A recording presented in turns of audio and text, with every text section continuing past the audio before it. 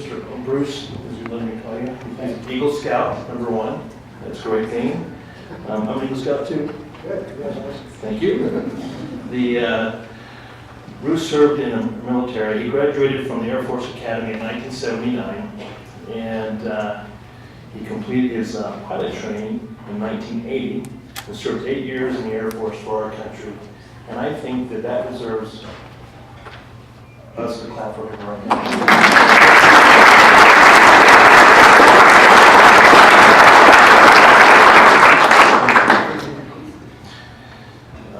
Bruce also has been involved with several things in the town of Huntsville, and one of them, he's involved in the Ogden Valley chapter of the Freedom First Society. It's a long title, but an important thing.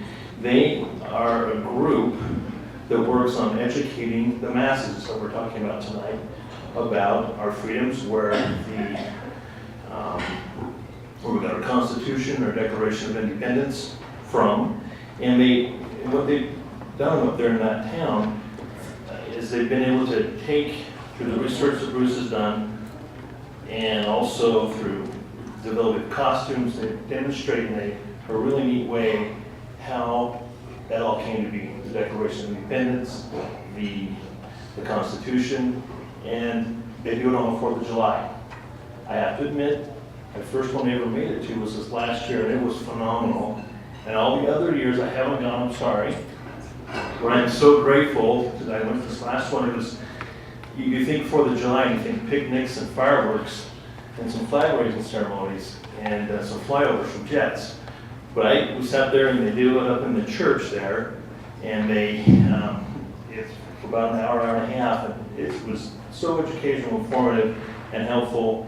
I've studied these things a lot myself, but I learned so much.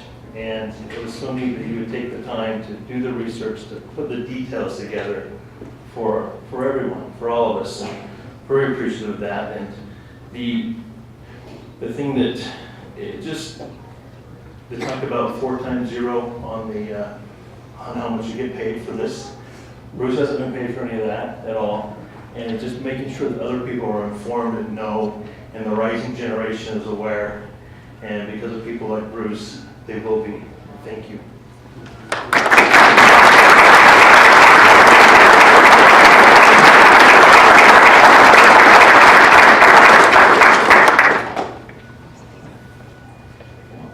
It's mine for just a second. There you go. Thank you very much. I didn't take pictures. Pictures there. You don't want to ruin that.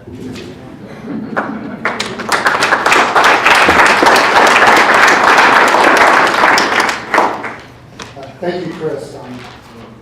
Thank you for everybody who puts this on, all the work. So a lot of work is done in this, and I really appreciate that. I also want to say thank you, as Linda was saying earlier, there's a lot of people who do a lot of work, and a lot of them do a lot without ever getting recognition or little recognition. I want to say thank you right now to all of you who do so much. I want to say thank you to my wife, Stephanie, and my family, who do a lot for me. My children and families that's here, my mom's here. You know, we do this hopefully, I think, for our children, our grandchildren. So I want to know what kind of country we're going to leave for them. I think that's vitally important. I'm really thankful for the subject tonight, that of educating the masses. This quote, "A house divided against itself cannot stand." And I love how they put together the solution to that is, as Jefferson said, educate and inform the whole mass of the people. They are the only storylines for the preservation of our liberty. I really appreciate this history given us of Lincoln. The story of Seward and Lincoln is a fascinating story. Seward became his greatest fan in those final years. They meant a lot. You know, if we go back through history, if we look back, there's some shining golden moments where liberty was fought for and prospered. But we also go back through history. It's sad to say that most of our history is one of tyranny and little hope of liberty for the people. If we know our history, when we go back and see those moments where history, or where freedom prospered, was promoted, and look at what caused that and what they did to do that, and then compare that with those things we took away from liberty, then we can ensure we have liberty for our children. And if we taught this history to our children, and they taught it to their children, liberty would be preserved for their children also and would continue. Back in 1775, Patrick Henry gave a speech in Richmond, Virginia. It's his famous, give me liberty or give me death speech. But in that speech he said, "I have but one lamp by which my feet are guided, and that is the lamp of experience. I know of no way of judging the future but by the past." You know, we need to know our past. Do we know that our Constitution, our Declaration of Independence, come from two English Charters of Liberty, from the Magna Carta, from the Grand Remonstrance, from the English Bill of Rights?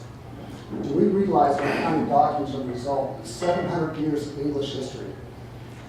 Of the Old Testament, and especially the blood of patriots and the hand of God? Do we realize that there's important history behind every clause, sentence, and principle of our founding documents?